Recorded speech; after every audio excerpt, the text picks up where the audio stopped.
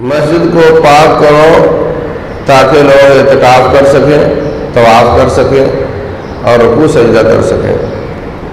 تو یہ کم از کم 4 مقصد بالکل واضح ہیں، اگرچہ مسجد کے مقاصد اور بھی ہیں۔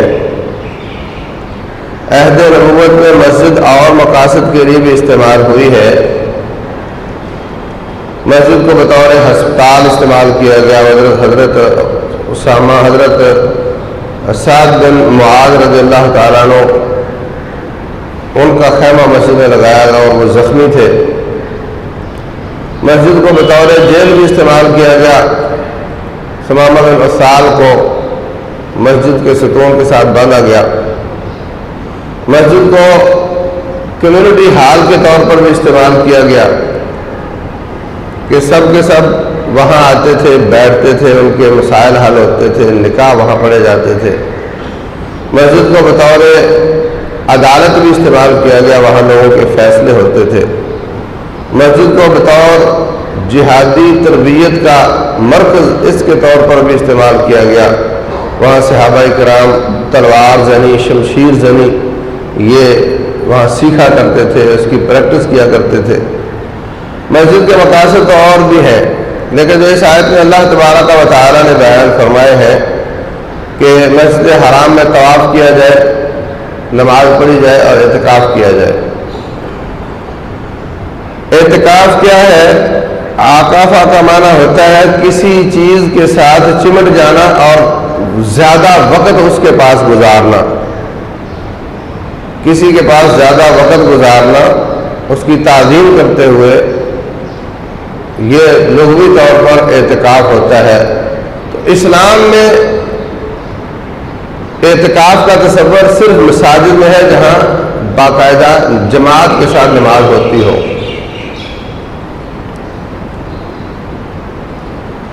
سابقہ امتوں میں رہبانیت ہوتی تھی، اپنے اوپر چیزوں کو حرام کر لینا۔ وَرَهْبَانِيَّةً ابْتَدَعُوهَا مَا كَتَبْنَاهَا عَلَيْهِمْ إِلَّا ابْتِغَاءَ رِضْوَانِ اللَّهِ فَمَا رَعَوْهَا حَقَّ رِعَایَتِهَا۔ جانور کے جسم کے مختلف حصوں کو اپنے اوپر حرام کر لیا۔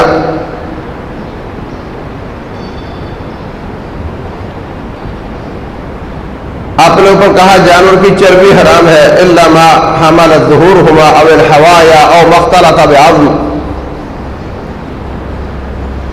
جو کمر کے اوپر لگی ہوئی ہے یا آنتوں کے گرد لگی ہوئی ہے یا جو کسی ہڈی کے ساتھ جڑی ہوئی ہے اتنی تو جائز ہے، باقی چربی حرام ہے۔ اپنے اوپر چربی حرام کر لی، اپنے اوپر تشدد کرتے رہے یہاں تک کہ وہ چیزیں اللہ تعالیٰ نے ان پر واجب کر دی۔ جب واجب کر دی تو پوری نہیں کر سکے۔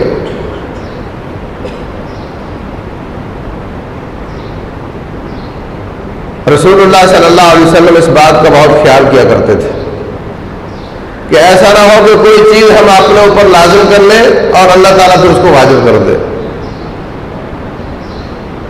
یہی تراویح، جس کو لوگ تراویح کہتے ہیں، تراویح کا لفظ کتاب و سنت میں نہیں ہے، یہ قیام اللیل ہے، یہ تہجد کا لفظ قرآن میں آیا ہے، وطر کا لفظ حدیث میں آیا ہے۔ وطر، تہجد، قیام اللیل اور تراویح چاروں لفظوں کا مطلب ایک ہے۔ اس کو تراویح کہہ لو، اس کو قیام اللیل کہہ لو۔ یہ تصور کہ پہلے عشاء کے بعد ہو تو تراویح ہوتی ہے، فجر سے پہلے ہو تو وہ تہجد اور قیام اللیل ہوتا ہے، یہ تصور درست نہیں۔ تراویح، تہجد، قیام اللیل یا وطر چاروں کا مطلب ایک ہے، اور یہ جو تہجد یا قیام اللیل ہے اس کا تعلق نہ عشاء کے ساتھ ہے نہ فجر کے ساتھ ہے۔ عشاء کی نماز ختم ہو جائے تو اس کا وقت شروع ہوتا ہے اور فجر کی اذان تک اس کا وقت ہوتا ہے۔ یہ فجر اور عشاء کے درمیان ایک مستقل نماز ہے۔ اب یہ کہنا کہ عشاء ہوتی 17 رکعات کی اور 2 اس میں یہ ملا لو، 4 اس میں یہ ملا لو اور 3 آخر میں وطر ملا لو، یہ وطر عشاء کا حصہ نہیں ہے، یہ تہجد کا حصہ ہے۔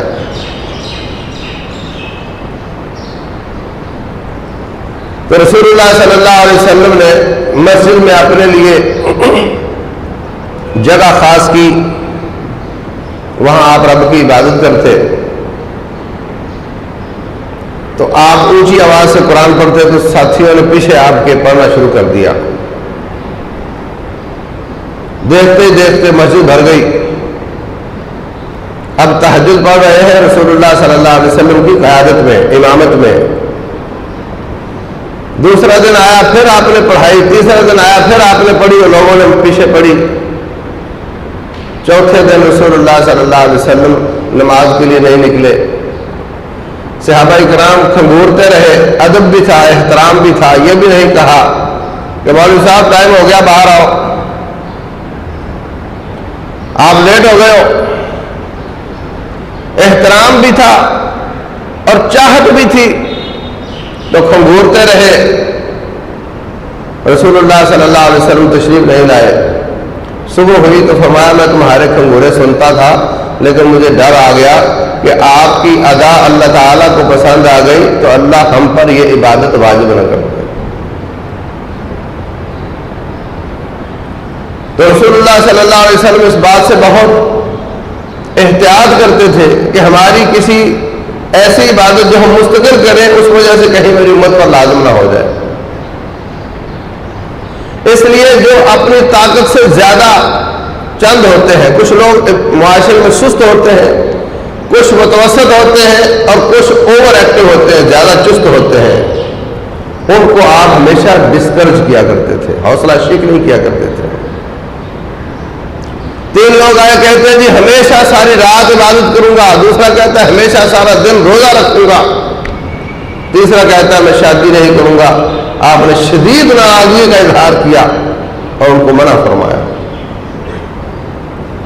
ایک دن عبداللہ بن عباس رضی اللہ تعالیٰ عنہ حضرت میمونہ رضی اللہ عنہ کے بھانجا تھے، تو اپنی خالہ سے کہتے ہیں خالہ نبی صلی اللہ علیہ وسلم کی باہر والی عبادت تو ہمیں معلوم ہے، 4 دیواری کے اندر کیا کرتے ہیں یہ معلوم کرنا ہے، تو کبھی اجازت دینا میں آپ کے گھر رات گزاروں گا۔ صحیح بخاری میں ہے۔ اجازت لے کر عبداللہ بن عباس کو اجازت دے دی۔ اللہ اکبر، ایک ہی تکیہ تھا، اس کی چوڑائی میں وہ دونوں لیٹ گئے اور اس کی چوڑائی میں عبداللہ بن عباس نے اپنا سر رکھ لیا اور لمبائی میں ان دونوں نے رکھ لیا، رسول اللہ صلی اللہ علیہ وسلم ان کی بیوی نے۔ کہتے ہیں کہ میں باور کروا رہا تھا کہ سو گیا ہوں، مجھے تو اصل میں ان کی عبادت دیکھنی تھی۔ جب آپ اٹھے میں نے آپ کے لیے وضو کروایا، مسواک حاضر کی، پھر خود وضو کیا، آپ نے تہجد شروع کر دی، میں آپ کے الٹے ہاتھ آ کر کھڑا ہو گیا۔ امام تو سیدھے ہاتھ تو مقتدی ہوتا ہے، الٹے ہاتھ تو امام ہوتا ہے، میں الٹے ہاتھ آ کر کھڑا ہو گیا۔ آپ نے پکڑا مجھے بالوں سے اور سیدھے ہاتھ پر کر دیا۔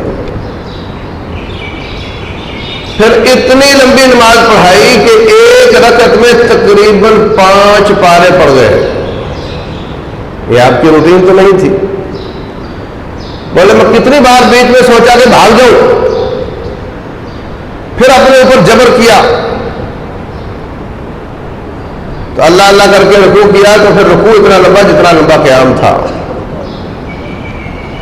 رکوع ختم ہوا تو اتنا لمبا سجدہ کیا۔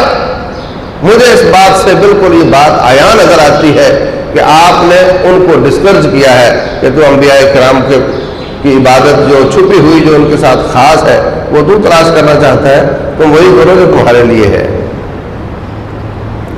آپ روزے رکھتے تھے، افطاری کے بغیر ہی روزہ چلاتے رہتے تھے۔ کچھ ساتھیوں نے آپ کے ساتھ مقابلہ شروع کر دیا جی ہم بھی ایسے ہی روزہ رکھیں گے۔ آپ نے سختی نہیں فرمائی بلکہ عمل کے ساتھ مسلسل افطاری کے بغیر روزہ رکھتے چلے گئے یہاں تک کہ وہ تھک گئے، ان کو تھکا دیا آپ نے۔ فرمایا اتنی عبادت کیا کرو جتنی تم طاقت رکھتے ہو، اور جو شخص اپنے اوپر تشدد کرے گا دین اس پر غالب آ جائے گا، وہ ہار جائے گا، کیونکہ انسان ہے، اس کی اپنی مجبوریاں ہیں۔ تو اسلام میں وہ عیسائیوں والی بات نہیں کہ رہبانیت ہو، گھر چھوڑ کر چلے جاؤ، جنگلوں میں بسیرا کرو، قبرستان میں چلے کاٹو، اور چکنائی نہیں کھاؤ، اچھا کھانا نہیں کھاؤ، جسم کمزور ہو جائے، دماغ خراب ہو جائے تو پھر کہتے ہیں جی مجذوب ہو گیا ہے اور یہ پہنچ گیا ہے اور یہ اللہ کا ولی ہو گیا ہے۔ انا للہ و انا الیہ راجعون۔ فرمایا لا رہبانیت فی الاسلام، اسلام میں رہبانیت نہیں ہے، سادھوازم اسلام میں نہیں ہے، صوفیزم اسلام میں نہیں ہے۔ ان تینوں چیزوں کا ایک مطلب ہے اور تینوں چیزوں کا اسلام کے ساتھ کوئی تعلق نہیں ہے۔ اور جو میرے صاحب، اس نے 40 سال عشاء کے وضو سے فجر پڑھی، بیمار ہوگا بیچارہ، ورنہ صحت مند آدمی تو ایسے نہیں کر سکتا، اور یہ کہتے ہیں سبحان اللہ، واہ بھائی واہ۔ ان چیزوں کا اسلام سے کوئی تعلق نہیں ہے۔ لا رہبانیت فی الاسلام، تو اسلام میں جو رہبانیت ہے وہ اعتکاف ہے۔ آپ 10 دن کے لیے آتے ہیں، تھوڑا کھاتے ہیں، تھوڑا سوتے ہیں، زیادہ عبادت کرتے ہیں، تھوڑا بولتے ہیں، اور اعتکاف کے بغیر آپ ہٹی دکان پر ہوتے ہیں، مارکیٹ میں ہوتے ہیں، کاروبار میں ہوتے ہیں۔ رسول اللہ صلی اللہ علیہ وسلم فرماتے ہیں احب البلاد الی اللہ مساجدها وابغض البلاد الی اللہ اسواقها۔ اللہ تبارک و تعالیٰ کو جو سب سے ناپسند ترین جگہ ہے وہ بازار ہے، اور جو اللہ کو سب سے زیادہ پسندیدہ جگہ ہے وہ اللہ کے گھر ہے۔ یہ ناپسندیدہ ترین جگہوں کو چھوڑ کر اللہ کی پسندیدہ ترین جگہ پر آ کر کے رہتا ہے 10 دن کے لیے، مسجدوں کے ساتھ دل لگاتا ہے، اللہ کی عبادت کرتا ہے۔ یہ ہے اسلام کی رہبانیت۔ لوگ سیاحت کے لیے جاتے ہیں، گھومنے کے لیے جاتے ہیں، کوئی دبئی چلا گیا،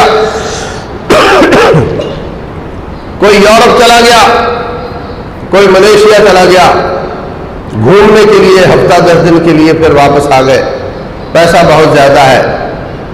رسول اللہ صلی اللہ علیہ وسلم فرماتے ہیں سیاحت امتی الجہاد، میری امت کی سیاحت وہ جہاد فی سبیل اللہ ہے۔ اس میں وہ نکلتا ہے، سیر بھی ساتھ ساتھ ہو جاتی ہے اور جہاد بھی ہو جاتا ہے۔ اور میری امت کی رہبانیت جو ہے وہ اعتکاف ہے۔ رسول اللہ صلی اللہ علیہ وسلم مدینہ کی ساری زندگی آپ نے اعتکاف کیا ہے۔ جس سال کسی وجہ سے، جہاد کی وجہ سے، سفر کی وجہ سے اعتکاف رہ جاتا، اگلے سال 20 دن کا اعتکاف کر لیتے، اور آخری سالوں میں آپ کا اعتکاف رہ گیا تو آپ نے شوال کے پہلے 10 دنوں میں اعتکاف کیا۔ خطرہ تھا کہ شاید اگلے سال میں نہیں ہوں گا اور میں اپنا یہ اگلے سال 20 دنوں والا سسٹم نہیں چل سکے گا، تو پھر آپ نے شوال کے پہلے 10 دنوں میں اعتکاف فرمایا۔ ہوا یہ صحیح بخاری میں ہے، آپ نے اعتکاف کیا تو 7 اور خیمے نظر آئے، فرمایا یہ کس کے خیمے ہیں؟ کہا یہ آپ کی بیوی کے ہیں، یہ فلاں بیوی کے ہیں، یہ فلاں بیوی کے ہیں۔ ایک آئی تو دوسری تیسری بھی آ گئی۔ فرمایا تم اللہ تعالیٰ کی عبادت چاہتی ہو یا ایک دوسرے کا مقابلہ چاہتی ہو؟ چلو میں اس سال اعتکاف نہیں کروں گا۔ اس سال آپ نے اعتکاف نہیں کیا، پھر شوال کے 10 دن آپ نے اعتکاف کیا۔ رسول اللہ صلی اللہ علیہ وسلم کی عادت مبارکہ تھی کہ آپ جو نفلی کام بھی کرتے تھے اس کو ہمیشہ کرتے تھے۔ فرمایا احب الاعمال الی اللہ ادومها وان قل، اللہ تبارک و تعالیٰ کو زیادہ پسندیدہ کام وہ ہے جو زیادہ دوام والا ہو، اگرچہ تھوڑا ہی کیوں نہ ہو۔ یہ بات بعض لوگوں کو سمجھ نہیں آتی تو وہ نفل کو فرض قرار دے دیتے ہیں۔ وہ کہتے ہیں جی چونکہ اس کی قضا دی تھی رسول اللہ صلی اللہ علیہ وسلم نے، لہذا یہ فرض ہو گیا۔ قضا دینے کا مطلب فرض ہونا نہیں ہوتا،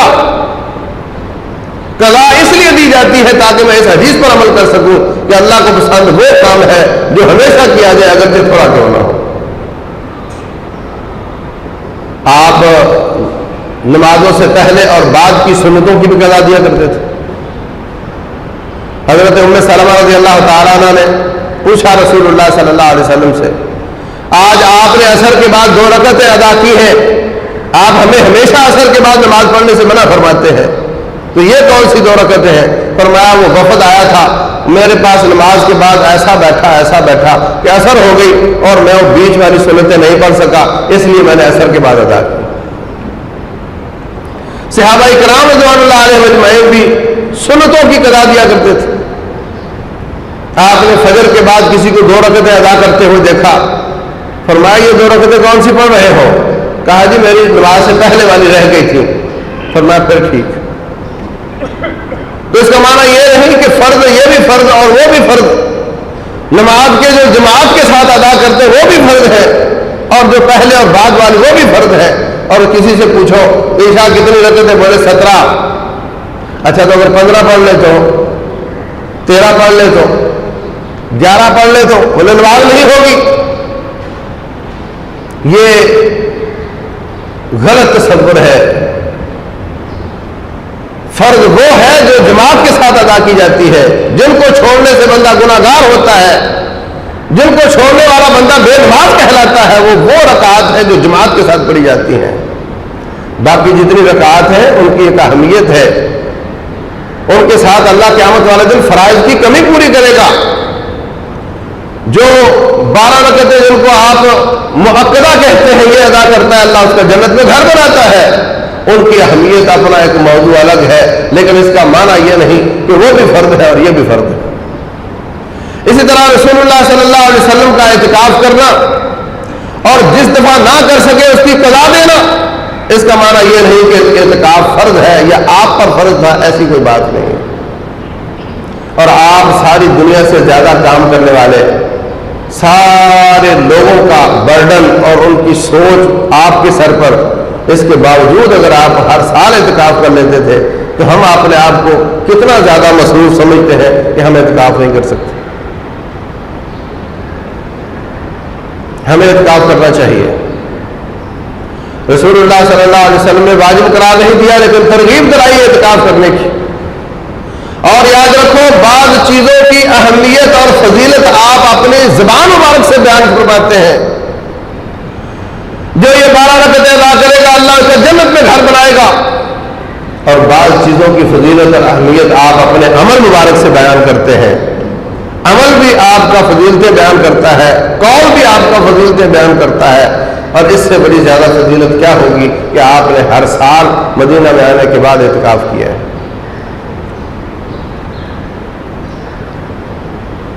اعتکاف عبادات کا مجموعہ ہے۔ اعتکاف میں آپ جب آتے ہیں سب سے پہلی بات یہ کہ آپ دنیا کے بدترین ٹکڑوں کو چھوڑ کر بہترین ٹکڑے میں آ کر بیٹھ گئے، بہت بڑی بات۔ دنیا کا وہ ٹکڑے جو بدترین تھے جہاں آپ وقت گزارتے تھے ان کو چھوڑا اور بہترین ٹکڑے میں آ کر کے آپ نے بسیرا کر لیا، یہ بہت بڑی بات ہے۔ پھر اس کے بعد اس ٹکڑے کے ساتھ محبت ہو جاتی جہاں انسان زیادہ وقت گزارتا ہے۔ انسان کی فطرت ہے، پہاڑ والوں سے کہو میدان میں آ جاؤ وہ نہیں آتے، وہ کہتے ہیں ہمیں پہاڑوں سے محبت ہے۔ صحرا والوں سے کہو آپ میدانوں میں آ جاؤ، شہروں میں آ جاؤ، وہ نہیں آتے، وہ کہتے ہیں ہمیں صحرا سے محبت ہے۔ جہاں کوئی وقت گزارتا ہے اس سے اس کو محبت ہو جاتی ہے۔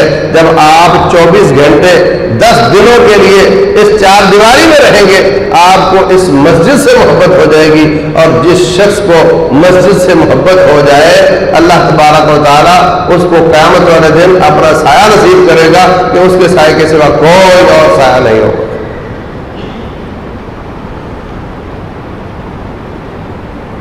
فرمایا رجل قلبه معلق بالمسجد اذا خرج منه حتى يعود الیہ، وہ شخص جس کا دل مسجد سے جڑ جائے، مسجد میں آئے تو خوش ہو جائے، مسجد میں آنے کے لیے بے قرار رہے۔ بعض لوگ مسجد میں آتے آدھے دل کے ساتھ، اچھا جاتا ہوں، پھر راستے میں کوئی مل گیا اس سے باتیں شروع کر دی، کبھی 1 رکعت رہ گئی، کبھی 2 رہ گئی۔ آتے ضرور ہیں وہ آدھے دل کے ساتھ، لیکن جو اذان ہوتے ہی پہنچنے کی کوشش کرے اور زیادہ وقت مسجد میں گزارنا چاہے اور نماز پڑھنے کے بعد بھی اس کا دل واپس جانے کو نہ چاہے، یہ وہ شخص ہے جس کا دل مسجد کے ساتھ جڑا ہے۔ اذا خرج منہ حتی یعود الیہ، جیسے مسجد سے نکلتا ہے دل بے قرار رہتا ہے، جیسے مچھلی پانی سے باہر بے قرار رہتی ہے، یہ مسجد سے باہر بے قرار رہتا ہے، جاتے واپس آتا ہے مچھلی پانی میں واپس آ جاتی ہے، یہ خوش ہو جاتا ہے جس کی کیفیت اس طرح کی ہو جائے۔ فرمایا 50,000 سال کی زندگی لوگ تپتی جلاتی دھوپ میں ہوں گے اور یہ رب الجلال کے سائے میں ہوگا۔ ذرا باہر 1 گھنٹہ کھڑے ہو کر دکھاؤ مجھے، اس وقت سورج 1 میل کے فاصلے پر ہوگا، اس وقت آپ کو سائے کی زیادہ ضرورت ہوگی، جتنی ضرورت آج ہے اس سے زیادہ ضرورت اس وقت ہوگی۔ اور اس کے اسباب میں سے ایک سبب یہ ہے، اللہ اکبر، پھر اعتکاف کے ساتھ آپ کو تھوڑا بولنے کی توفیق ملتی ہے، زبان پر کنٹرول آتا ہے۔ رسول اللہ صلی اللہ علیہ وسلم فرماتے ہیں، فرمایا ان المرء لا يتكلم بكلمة لا يلقي لها بالا، ایک شخص بس اوقات ایسی بات کر دیتا ہے جس کو وہ کچھ بھی نہیں سمجھتا، جس کی کوئی پرواہ نہیں کرتا، اس ایک جملے کی وجہ سے یحوی بہا فی جہنم 70 خریفا، 70 سال کی مسافت جہنم میں چلا جاتا ہے۔ اور بس اوقات انسان اللہ کو خوش کرنے والا ایک جملہ بول دیتا ہے۔ آپ نے کبھی مجلس اٹینڈ کی ہو، مثبت بات ہو رہی ہوتی ہے، بیچ میں ایک آدمی ایسی بات چھوڑ دیتا ہے جس سے موضوع چینج ہو جاتا ہے اور وہ مثبت کام رہ جاتا ہے۔ اور بس اوقات انسان اپنی زبان سے ایسی بات کر دیتا ہے، ایسا جملہ بول دیتا ہے جس سے اللہ تبارک و تعالیٰ کو وہ خوش کر دیتا ہے۔ تو یہ 10 دن کی مشق اور پریکٹس ہے جس میں آپ اچھی باتیں کرنا سیکھیں گے اور بری باتوں سے آپ کی جان چھوٹ جائے گی، تھوڑا بولنا سیکھیں گے۔ فرمایا من کان یؤمن باللہ والیوم الآخر فلیقل خیرا او لیصمت، جو شخص اللہ اور آخرت پر ایمان لاتا ہے چپ رہے یا پھر اچھی بات کرے۔ یہاں آپ چپ کرنا سیکھیں گے کیونکہ ہم بہت بولتے ہیں، ہم بہت بولتے ہیں، اور جتنی پروڈکشن زیادہ ہوتی ہے اتنا کچرا بھی مشین زیادہ نکالتی، معلوم ہے آپ کو۔ جب زیادہ بولتے ہیں تو آل فور بھی زیادہ بولتے ہیں، جب تھوڑا بولیں گے تو اچھا بولیں گے۔ اچھی چیزیں تھوڑی ہوتی ہیں، بری چیزیں زیادہ ہوتی ہیں۔ آپ 10 من فروٹ لے کر آئے تو اس میں سے اچھے والا کتنا نکلتا ہے؟ تو آپ اپنی اچھی باتیں کرنا سیکھیں گے، بری باتوں سے آپ چپ ہونا سیکھیں گے، اور یہ بہت بڑی نعمت ہے رب الجلال والاکرام کی۔ ایک اور فائدہ اعتکاف کا یہ ہے کہ آپ یہاں اللہ کا ذکر کریں گے۔ رسول اللہ صلی اللہ علیہ وسلم فرماتے ہیں جو شخص مسجد میں آتا ہے اور آ کر ایک آیت پڑھتا ہے وہ ایسے ہے، جو 2 آیتیں پڑھتا ہے، جو 3 پڑھتا ہے، ایسے ہے جتنی آیتیں اس نے پڑھی اتنی اس کو مہار والی اونچی کوہان والی اونٹنیاں دے دی گئی۔ ایسے نبوت میں اونٹنی کی بہت قیمت ہوتی تھی، آج کا زمانہ ہوتا تو آپ کو یوں کہتے جیسے اس کو پراڈو دے دی گئی، ہاں جیسے اس کو لینڈ کروزر دے دی گئی۔ آپ کو اونٹنی سمجھ نہیں آتی، ریگستانوں میں جہاں کوئی جانور کام نہیں کرتا وہاں اونٹ کام کرتا ہے۔ ہفتہ 10 دن کھانے پینے کے بغیر چلتا ہے۔ کون سی پراڈو ایسی لاؤ گے جو ان صحراؤں میں بغیر تیل کے جا سکے؟ کہا اس کو جتنی آیتیں پڑھے گا اتنی اونٹنی عطا کر دی گئی، اور اچھے والی اونٹنی 3-4 لاکھ روپے کی ہے۔ تو آپ آتے ہیں لیٹ، جاتے ہیں جلدی، اور مسجد میں ہمیشہ رہیں گے تو قرآن پڑھیں گے تو نہ جانے کتنی اونٹنیاں جمع کر لیں گے۔ سبحان اللہ کہیں گے، فرمایا ایک بار سبحان اللہ کہنے سے زمین اور آسمان کا خلا نیکیوں سے بھر جاتا ہے، اللہ اکبر کہنے سے بھر جاتا ہے، اچھے کلمے اچھے بول اللہ کی یاد ذکر اذکار کریں گے۔ اسی طرح اعتکاف کے فوائد میں سے ایک فائدہ یہ بھی ہے کہ آپ اپنی نظروں کی حفاظت سیکھیں گے۔ باہر نکلتے ہیں، بازار میں جاتے ہیں تو گند ہی گند نظر آتا ہے، سائن بورڈ دیکھ لو یا جو عورتیں آتی جاتی ہیں ان کا حال ہے، اسی طرح گھر میں جاتے ہیں تو ٹی وی اور انٹرنیٹ گند ہی گند نظر آتا ہے۔ جب آپ یہاں ہوں گے تو آپ اپنی نظروں کی حفاظت کا بھی پریکٹس کریں گے۔ آپ یہ بات محسوس کریں گے کہ خبروں کے نام پر جو میں ہمیشہ گند دیکھتا رہا ہوں، مجھے کوئی ضرورت نہیں تھی، میں 10 دن بغیر خبروں کے گزارا کیا ہے، مجھے کوئی نقصان نہیں ہوا ہے۔ سوائے ڈپریشن اور ٹینشن کے یہ خبریں آپ کو اور کیا دیتی ہیں؟ جب میڈیا کا مقصد ہی یہ ہو گیا ہے کہ برائی کو اچھالنا اور اچھائی کو بدنام کرنا، تو پھر آپ ان سے اور کیا سیکھنا چاہتے ہیں؟ وہ جی باقی تو ٹھیک ہے، میں نے تو خبریں سننے کے لیے رکھا ہوا ہے، کیا ملتا ہے آپ کو ان خبروں سے؟ اچھی مثبت حوصلہ بڑھانے والی خبریں ہم آپ کو اپنے اخبار میں ہفتے میں جمع کر کے دے دیتے ہیں۔ آپ عبد المنان رحمہ اللہ گجرا والے نور پوری بتانے لگے مجھے کہ میں تو آپ کا اخبار پڑھ لیتا ہوں، سارے ہفتے کی خبروں کا خلاصہ اس میں ہوتا ہے اور کوئی تصویریں نہیں ہوتی، میں تو وہی پڑھ لیتا ہوں، اور میں ڈیلی اخبار نہیں پڑھتا، میں ریڈیو نہیں سنتا، میں ٹی وی نہیں دیکھتا، میں انٹرنیٹ نہیں دیکھتا، اس کے بغیر ہی گزارا کر لیتا ہوں۔ مجھے تصور آ جاتا ہے کہ اس ہفتے میں کیا کچھ ہوا ہے، تھوڑا لیٹ آتا ہے تو یہ کون سی ارجنٹ بات ہے جو فوراً میرے تک پہنچنا بہت ضروری ہے۔ تو اس طرح آپ نظروں کی حفاظت بھی سیکھتے ہیں، اور اعتکاف میں آپ خلوت سیکھتے ہیں۔ اللہ اکبر، ساری کائنات سے کٹ کر ایک رب ذوالجلال کے ساتھ جڑنا سیکھتے ہیں، ساری کائنات سے، ملذات سے، شہوات سے کٹ کر ایک اللہ کے ساتھ جڑنا سیکھتے ہیں۔ رسول اللہ صلی اللہ علیہ وسلم فرماتے ہیں، رجل ذکر اللہ خالیا ففاضت عیناہ، وہ شخص جو اکیلا بیٹھ کر سر پہ رومال ڈال لو، اکیلے ہو جاؤ گے، اکیلا بیٹھ کر رب ذوالجلال کو یاد کرتا ہے، اللہ کی صدرتوں، اس کی قوتوں، اس کی طاقتوں، اس کے عذاب کو یاد کرتا ہے، اپنی کم آئیگی، اپنی ضعف، اپنی کمزوری، اپنے گناہوں کو یاد کرتا ہے، ففاضت عیناہ، اس کے آنکھوں سے ننھے ننھے قطرے آنسوؤں کے گر جاتے ہیں۔ فرمایا ان 2 قطروں کی اہمیت یہ ہے، ان کی قدر یہ ہے رب ذوالجلال کے نزدیک کہ اللہ ان کی وجہ سے بھی اس کو اپنا سایہ نصیب کرے گا کہ 50,000 سال لوگ دھوپ میں ہوں گے اور یہ اللہ کے سائے میں ہوگا۔ اور یہ اس کا موقع بھی اگرچہ دوسرے لوگوں کو بھی میسر ہے، اعتکاف والے کو زیادہ میسر ہے۔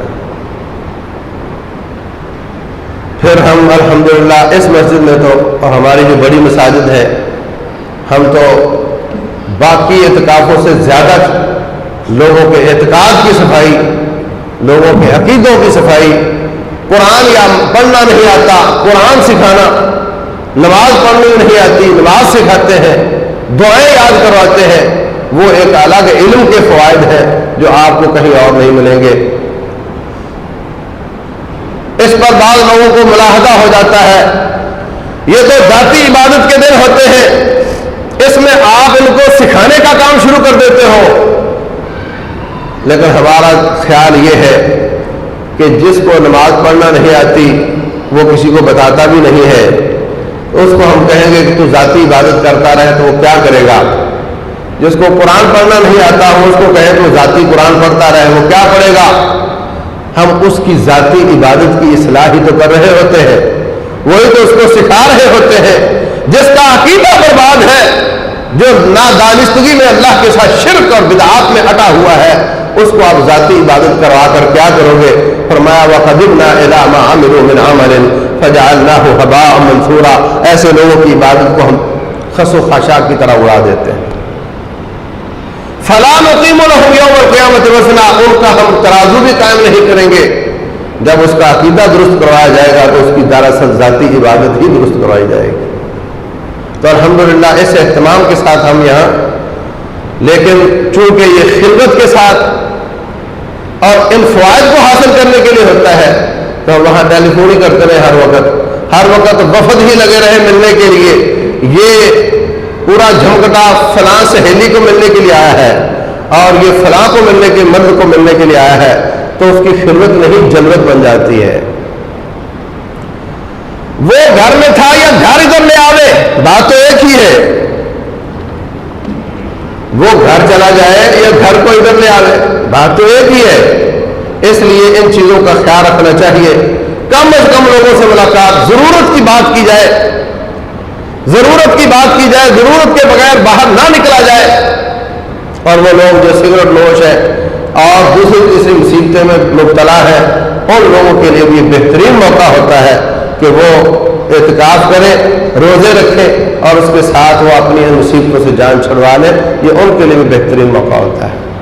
تو اللہ تبارک و تعالیٰ ہمیں زیادہ سے زیادہ بھائیوں کو جہاں جہاں کسی کو میسر ہے، جس مسجد میں وہ کر سکتا ہے، اعتکاف کرنے کی توفیق دے، اور پھر اس احتیاط کے ساتھ کہ ہم یہ مطلوبہ مقاصد حاصل کر سکیں۔ اللہ تبارک و تعالیٰ جو میں